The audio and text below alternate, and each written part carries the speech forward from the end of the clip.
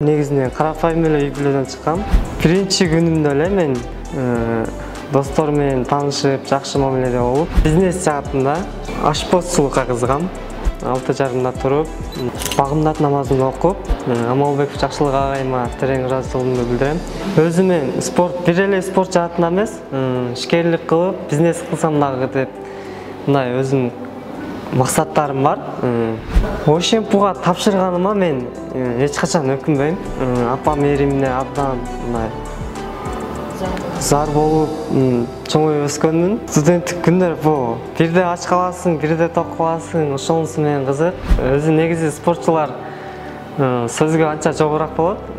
Ошону туура түшүнө сөздөр деп ойлойм. Акырында уже ОГПге дагы көнүшүп, бир ай дегенде көнүшүп калдык.